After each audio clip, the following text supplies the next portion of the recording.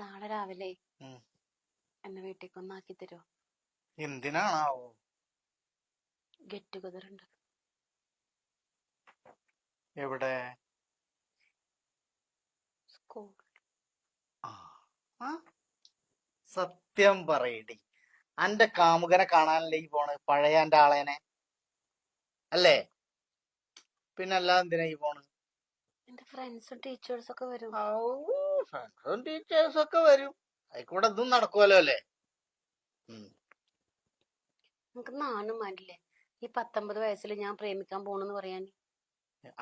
വയസ്സൊന്നും അതൊക്കെ നമ്പർ മാത്രമാണ്. ഇതും ഒരു നമ്പറാണ് നിന്റെ.